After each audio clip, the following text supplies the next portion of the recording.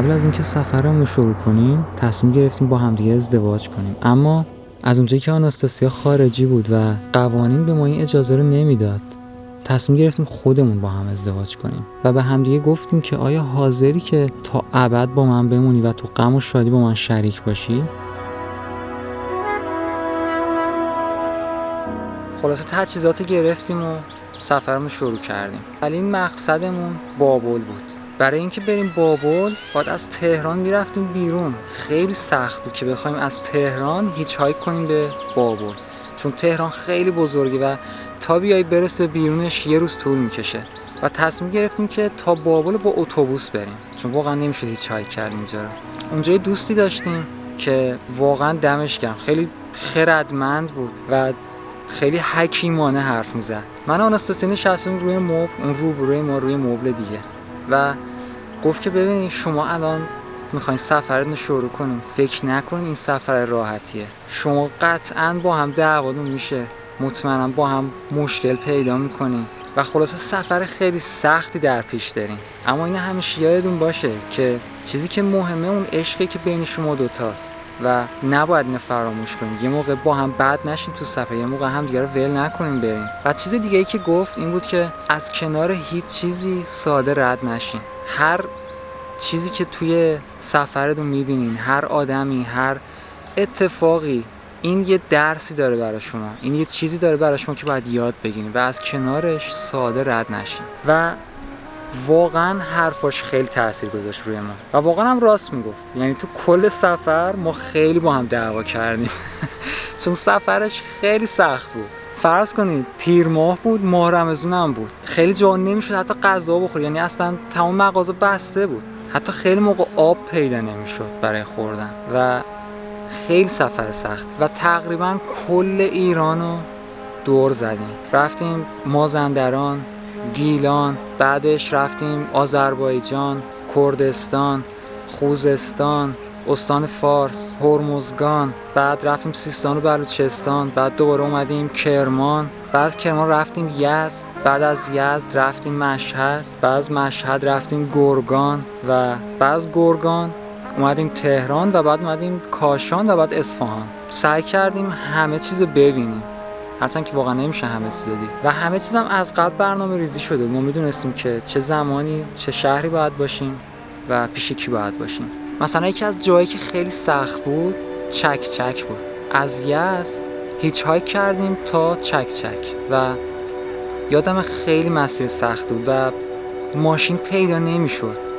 با چند تا کامیون خودمون رسوندیم تا نزدیکای چک چک، اما هنوز 30-40 کیلومتر راه بود و هیچ کس نگه نمی‌داشت برامون تا اینکه پیکان وانتی وایساد برامون که پشتش هم پر از گچ بود، کیسای گچ.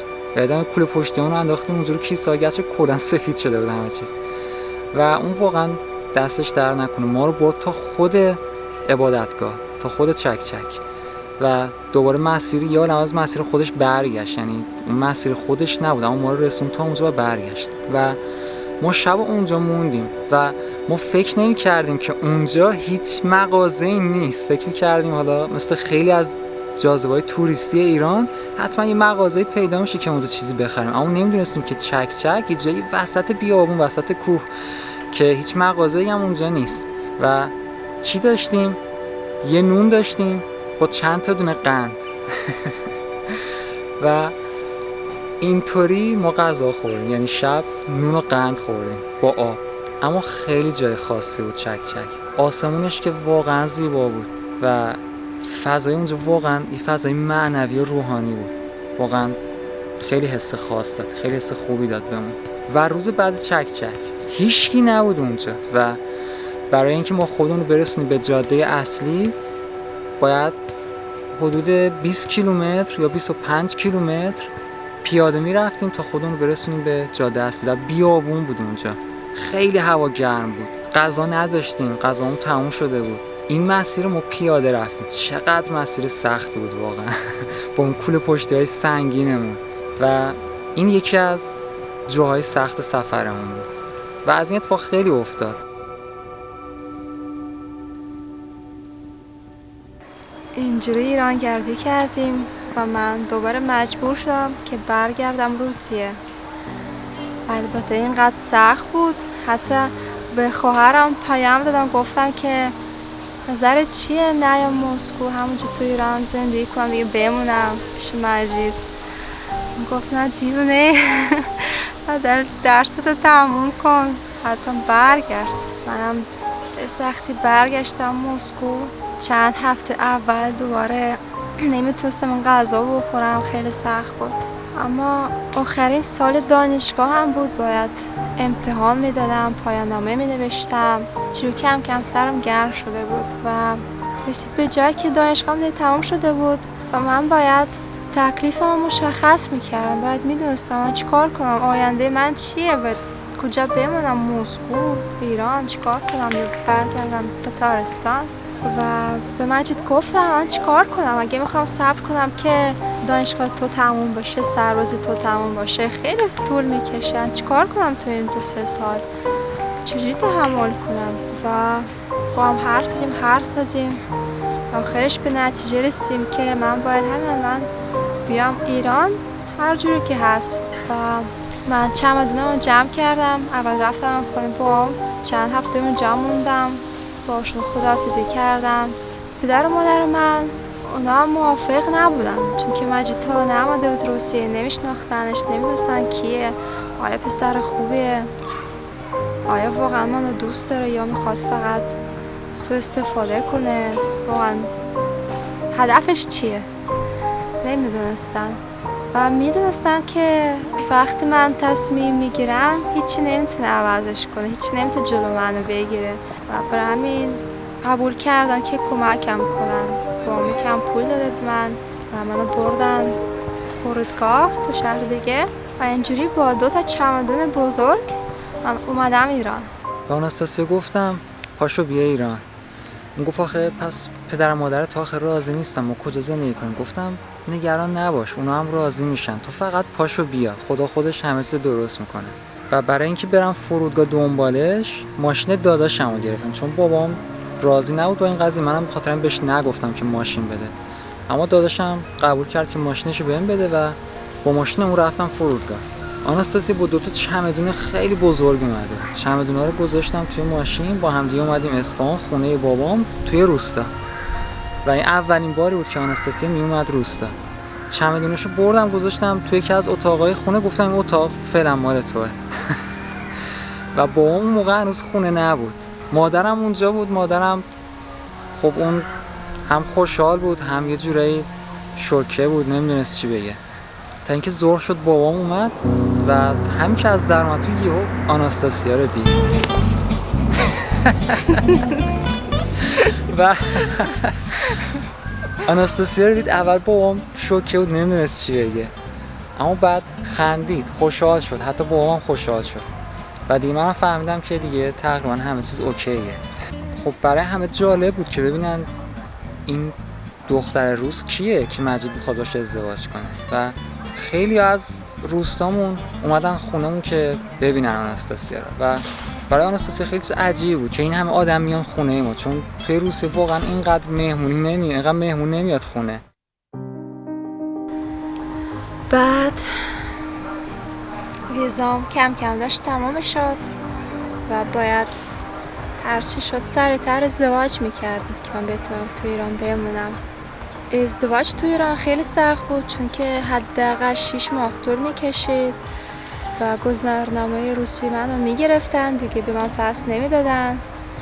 اگه میخواستم برم روسیه برگردم سر بزنم به خانواده‌ام باید با پاسپورت ایرانی میرفتم و ویزا میگرفتم. خلاص خیلی بد بود و ما فهمیدیم اگه بریم روسیه تو سفارت ایران میتونیم تو یه روز هم ازدواج کنیم، هم من میتونم پاسپورت بگیرم، شناسنامه بگیرم.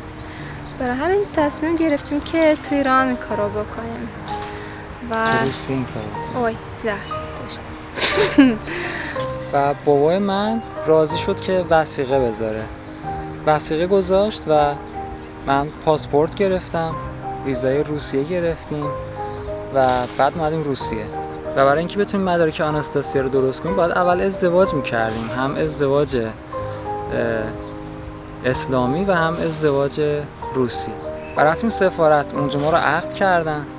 اومدیم شهر آلمیتیفسک و برای اولین بار خانواده آناستاسیا منو دیدن. مامان آناستاسیا غذا درست کرده بود و روی میز خیلی بزرگ چیده بود برای ما و نشستیم سر میز و برای من ودکا ریختن. من گفتم که من ودکا نمیخورم. همشون خیلی تعجب کردن، گفتن آخه مگه میشه که جوونی به سن تو مشروب نخوره؟ گفتن سیگار چی میکشی؟ گفتم نه. و همشون خیلی تعجب کرده بودن و گفتن چقدر پسر خوبی که نه ودکا میخوره نه سیگار میکشه و اینو خیلی خوب میدونستن و از همونجا کلا نظرشون راجع من عوض شد و توی اون 2 هفته که توی این شهر بودم همه جا رو به من نشون دادن و حتی به شهرهای اطراف سفر کردیم و به جای مختلف رفتیم شهر یلابوگا و واقعا خوش گذشت. رفتیم زاکس و درخواست دادیم برای ازدواج. اما خب توی روسیه وقتی میری درخواست میدی برای ازدواج، برای ثبت مدارک و اینجور چیزا 1 ماه طول میکشه، باید 1 ماه توی نوبت بمونی. و مجید فقط 2 هفته میتونست تو روسیه بمونه چون که بعد برمیگشت و امتحان میداد، تو دانشگاه درس میخوند و ما نمیدونستیم چی کار کنیم چون که بعد 1 ماه صبر میکردیم تو نوبتمون باشم، وقت نداشتیم و اینجا خواهرم کمکمون کرده. آشنا داشتم تو همین سازمان ازدواج و با هم خوب رفتن قانون روسیه رو خوندن و بررسی کردن، فهمیدن که یه راهی هست برای اینکه ما زودتر ازدواج کنیم و نزدیکترین روز ممکن به ما نوبت دادن، یعنی دقیقاً میشد 1 روز قبل از اینکه پرواز داشته باشیم به ایران.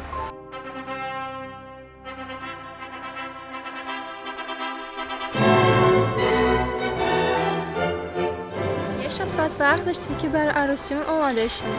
رفتیم تو مغازه لباسمون خریدیم سریع تو 2-3 ساعت.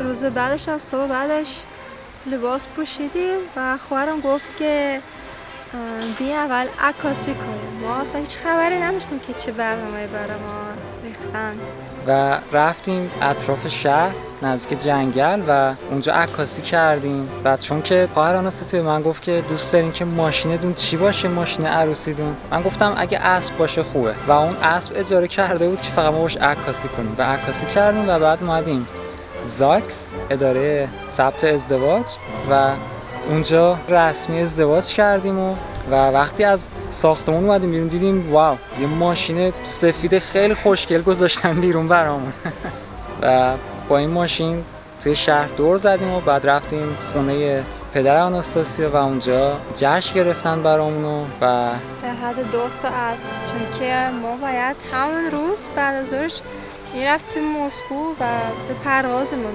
برسیم، یعنی دیگه وقت نداشتیم بریم سفارت که من شناسنامه بگیرم ازدواج ایرانی رو ثبت کنیم. تقریبا نمیدونم چند ساعت، 36 ساعت طول کشید که برگردیم ایران. از اون موقع که از خونه راه افتادیم، بعد که رسیدیم به فرودگاه تهران پدر و مادر مجید اومدن دنبالمون. بعد همونجوری که تو راه داشتیم برمیگشتیم به ما گفتن که امشب جشن عقدتون گرفتیم. ما اینقدر تعجب کردیم، تازه از عروسی برگشتیم رسیدیم به جشن عقد و اینجوری خلاصه برای ما جشن عقد گرفتن. یعنی ما توی این 2 هفته 3 بار ازدواج کردیم در واقع و جشن عقد گرفتن و آناستاسیا ویزای 2 ماهه گرفته بود برای اینکه بتونه توی ایران بمونه، چون مدارکش نتونستیم درست کنیم توی روسیه، وقت کم داشتیم و دوباره صبر کردیم که مجید درس شکم تموم بشه، خورد به تعطیلات زمستونی دوباره دور امتحان داشته مجید مثل همیشه و فقط 10 روز، چند روز میتونستی؟ فقط 10 روز، 17 روز، بعد 17 روز فرصت داشتی که به روسیه. نزدیک سال نو هم بود، یعنی همینجا پر برف بود و ما اول روز که رسیدیم مسکو رفتیم سفارت ایران و گفتیم که ما تمام مدرکمون داریم، فقط الان میخوایم که برای من شناسنامه بگیریم و گفتم مشکل نیست، شما راحت برین شهرتون، ما برای شما آماده میکنیم. ما با خیال راحت رفتیم شهرمون، هم آلمیتیفسک. اینجا مجید حسابی برف بازی کرده. آره. اولین بار رفتیم اسکی پیست، اسکی رو یخ. و همه این کارم خواهر آناستاسیا میکرد. واقعا دستش در نکنه. کل شهر رو به من نشون داد و حتی شهرهای اطراف هم منو برد و اونجا نشون داد. آره بعد که دو روز فکر کنم مونده بود به پرواز ما برگشتیم مسکو، رفتیم سفارت، گفتیم خب ما اومدیم مدرک ما اومده شد یا نه؟ گفتن نه هنوز اومده نشد. شما برید فلان تو شب بگردین بعد از اون بیاین که مدرکتون بگیرن. ما رفتیم گشتیم زدیم برگشتیم سفارت، درش هم بسته بوده، تعطیل شده بود. سفیرم رفته بود جای، کنسولم رفته بود جای و بهشون گفتیم جریان اینجوریه ما پرواز داریم بعد مدرک اومده بشین. بعد خلاصه اونجا نشستیم تو سفارت گفتیم آخه ما پرواز داریم باید بریم لطفا مدارک ما رو بدین و با خود کنسول تماس گرفتیم و گفت که من 1 ساعت دیگه میرسم و براتون درست میکنم و اومد سفارت و توی 2 ساعت پاسپورت و شناسنامه آناستاسیا رو چاپ کرد و داد بهش و اینطوری شد که ما دوباره برگشتیم ایران. 1 سال توی خونه بابام زندگی کردیم تو روستا و آناستاسیا با فرهنگ سنتی ایرانی آشنا شد. برای من که 5 سال تو مسکو زندگی کرده بودم با این سختی شهر بزرگ، وقتی اومدم روستا که دیگه نگران هیچی نبودم، نگران پول، نگران غذا، نگران جا خواب. اصلا به من نمیگفتن که کاری خاصی بکنم، کاملا آزاد بودم، هر کاری می‌خواستم انجام میدادم. خلاصه خیلی بهش خوش گذشت. آره همه به من میرسیدن. بعد با فرهنگ جدید با فرهنگ آشنا شدم. پدر مجیدی بار فهمید که من کیوی دوست دارم، روز بعدش 3 صندوق کیوی آورد. خلاصه دستشون در نکنه که اینقدر رسیدن و اینقدر عشق دادم. پدر و مادرم همیشه نگران این بودن که یه موقع آناستاسیا مشکلی نداشته باشه، راحت باشه، همه چیز داشته باشه. واقعا تا میتونستم بهش عشق میدادم، اما فکر کنم ما زیاد نتونستیم این همه عشق رو تحمل کنیم. شاید یه جورایی برعکس نگاه کردیم به همه چیز، احساس کردیم بقیه دارن خیلی به ما زور میگن، شاید دارن خیلی به ما فشار میارن و برای همین تصمیم گرفتیم یه خونه اجاره کنیم توی اصفهان و میخواستیم به اصطلاح آزاد باشیم. دنبال خونه میگشتیم توی اصفهان که خواهرم گفت که ما طبقه پایینمون آزاده و میتونیم بیاین اونجا رو اجاره کنیم. اونجا رو اجاره کردیم و حدود 3 سال اونجا بودیم و توی این 3 سال من 2 سالش سربازی بودم و آناستاسیا هم 1 بار به روسیه سفر کرد خاطر مشکلات خانوادگی که داشت. کلاً دوره سختی بود. مجید چند ماه قبل سربازی میرفت 6 باری کار میکرد، تا شب تا ساعت 10 شب باید میمون که 500,000 حقوق بگیره. بعد که خونه رو اجاره کردیم خونه دیوارش گچ بود و آناستاسیا گفت من اصلا خوشم نمیاد دیوار اینجوری بشه، دوست دارم رنگش کنیم. خودمون رفتیم رنگ خریدیم و رنگ کردیم دیوارا رو، رنگی زدیم که تو هیچ خونه‌ای نبود، یعنی خونه‌های آشناهامون همه دیوار سفید و ما اومدیم دیوار خاکستری کردیم و کسی راضی نبود از این قضیه. برای وسیله‌های خونه چون زیاد پول نداشتیم نمی‌خواستیم بخریم، برای همین خودمون درست کردیم همه چیزا. رفتیم پالت چوبی گرفتیم و باش مبل درست کردیم، تخت درست کردیم، دراور درست کردیم. با کمترین امکانات تونستیم یه خونه خیلی خوشگل درست کنیم. و دوشک مبل هم خواهرم دوخت که خیاط حرفه‌ایه. هنوزم مبلش هست.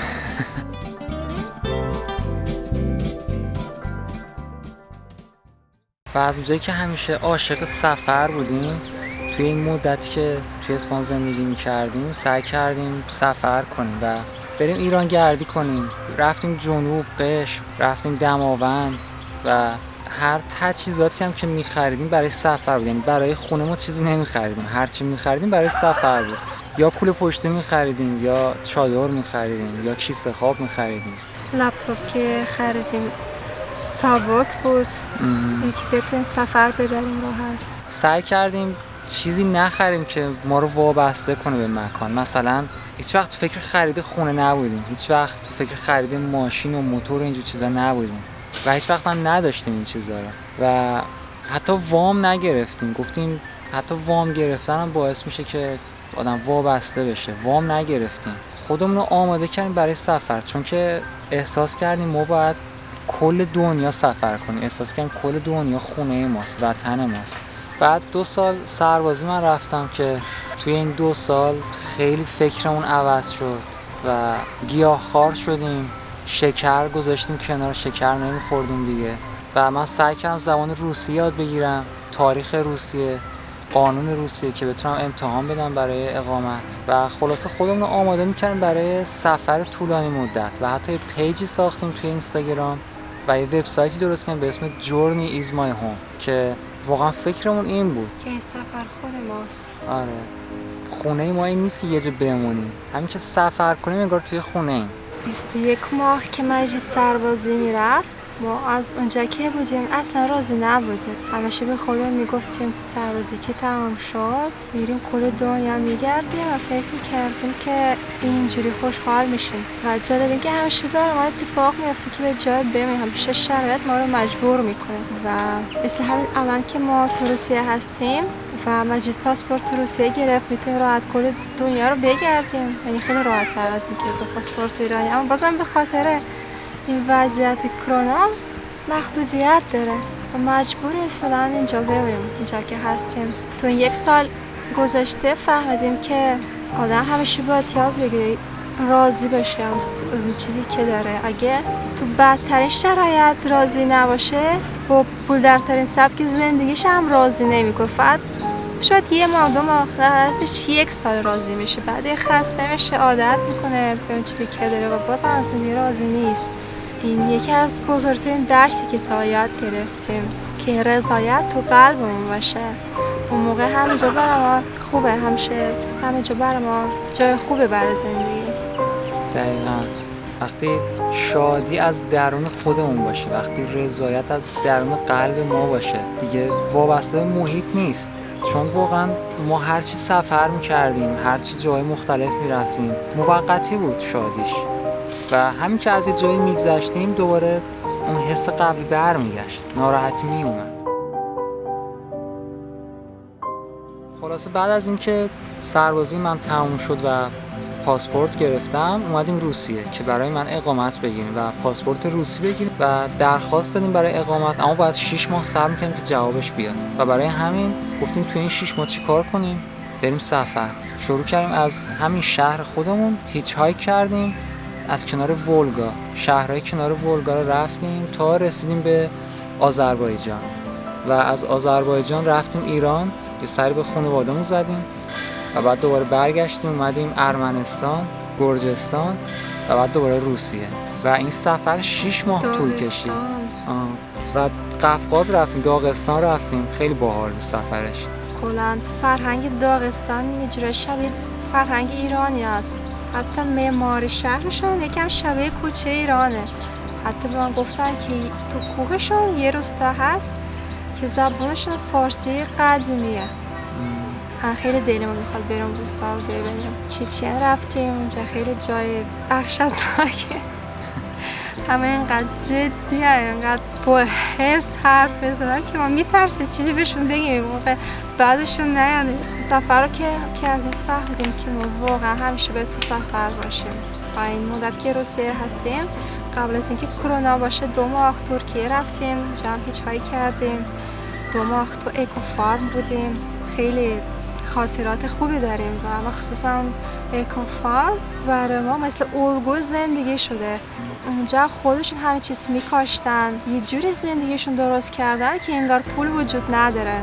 انقدر خوب بود وقتی گشنمون میشد میرفتیم از درخت یا از زمین میچیدیم و میخوردیم. اصلا پول وجود نداشت تو زندگی و اینترنت و اینستاگرام و اینجور چیزا اصلا معنی نداشت، یعنی هیچ کدوم از اینا ما رو ارضا نمی‌کرد. حتی به آهنگایی که قبلا مثلا گوش می‌کردیم و خیلی لذت می‌بردیم از اون آهنگا، توی اکوفارم وقتی دوباره گوش کردیم به اون آهنگا فهمیدیم اصلا این به ما انرژی نمیده و چیزی که به ما انرژی میده طبیعته. برای همین تصمیم گرفتیم که در آینده خودمون برای خودمون اکوفارم درست کنیم فقط نمیدونم کجای دنیا آره. بشه، چون 100% اینجا تو تاترستان نمیشه. اگه هم روسیه باشه فقط جنوبش، البته هنوز جنوبشو نگشتیم، نمیتونیم بگیم به درد ما میخوره یا نه. آره، برای همین میخوایم سفر کنیم که با دنیا بیشتر آشناشیم و منتظر هستیم که مرز باز شه، دنیا باز شه مثل قبل و دنبال حسمون بریم، چون احساس بکنم یه جای هست دنیا که خونه ما باشه. همیشه خیلی از ما میپرسن که اینکه شما اینترنتی آشنا شدین، فرهنگتون با هم متفاوت بود، زبانتون، دین و مذهبتون، چطوری تونستین با هم بمونین؟ جواب این سوال مشخصه، عشقه. وقتی که عشق باشه همه چیز حل میشه، اصلا مهم نیست زبان، فرهنگ. و به خاطر همین عشق بود که آناستاسیا فارسی یاد گرفت و به خاطر همین عشقه که مثلا من اومدم توی روسیه توی این شرایط زندگی کنم. من که احساس میکنم ما میلیون ها سال همو میشناسیم، نیاز به زبون نداریم که همو بفهمیم. حتی موقع که هنوز تو اینترنت چت میکردیم، هنوز همدیگه رو خوب نمیشناختیم، میدونستیم که مثلا مجید تو ذهنش چی میگذره. الان که با یه نگاه میتونم بفهمم در چه حاله، چیکار کنم چیکار نکنم. و حتی اینکه 24 ساعت با همیم، ما همیشه با همیم، هیچ وقت اصلا خسته نمیشیم. حتی بعض وقتا دلم تنگش برم دیگه. و تا حالا چند باری اتفاق افتاده که من توی شهر مثلا رفتم داشتم فیلم میگرفتم و آناستاسیا با من نبوده و یه آشنایی من دیده میگه پس آناستاسیا کجاست؟ میگم خونه. میگه آخه مگه همچین چیزی هم میشه که شما دو تا اصلا با هم نباشین؟ چون واقعا همه همیشه ما رو با هم دیدن، همه جا، و ما هیچ وقت از هم جدا نشدیم، هیچ وقت بدون هم نبودیم. امیدوارم که به عشق روحانی ایمان آورده باشین. و امیدوارم که متوجه شده باشین که ازدواج برای لذت بردن نیست. و البته ما خودمون اینا اون اولا نمیفهمیدیم. ما اون اول که با هم شده بودیم فکر میکردیم که وقتی دو نفر با هم دیگه زندگی میکنن اینی که از هم دیگه لذت ببرن. و خب وقتی که برای لذت دو نفر با هم باشن، بعد از یه مدت اون لذت تموم میشه، ما دیگه نمیتونیم لذت ببریم، خسته میشیم، عادت میکنیم، لذت نمیبریم. برای همین میخوایم جدا شیم. و ما هم به یه همچین جایی رسیده بودیم که میخواستیم از همدیگه جدا شیم، اما مدیتیت کردیم روی این موضوع و فهمیدیم که زندگی برای لذت نیست. ما دوتا در واقع برای لذت با هم نیستیم، بلکه برای خدمته، اینکه به همدیگه خدمت کنیم. چرا؟ چون با خدمت میتونیم به همدیگه عشق بدیم، اما وقتی برای لذت باشه نمیتونیم به هم عشق بدیم، فقط خودمون لذت میبریم. از اون اتفاق که نزدیک بود از هم جدا شیم، تازه اونجا یاد گرفتیم که عشق یعنی چی، ازدواج یعنی چی و چجوری میتونیم به یکی دیگه خدمت کنیم، از خودمون بگذاریم، از خودخواهی خودمون. اگه این سبک ویدیو رو دوست داشتین که اینجوری بشینید و برای شما داستان تعریف کنیم، لطفا در کامنت بنویسین تا در آینده. داستان زیاد داریم. آره داستان خیلی زیاد داریم، مخصوصا از سفرامون، و میتونیم داستانای زیادی برای شما بگیم. این بود خلاصه از داستان آشنایی ما و اینکه چی شد آناستاسیا اومد ایران و چی شد ما اومدم روسیه. که حالا سوال داریم میتونین جواب بنویسین، توی جواب میده. و میتونید پیج مجیدم تو اینستاگرام فالو کنید، به زودی عکس بیشتر اونجا میذاره، از روسیه از خودش میرسه.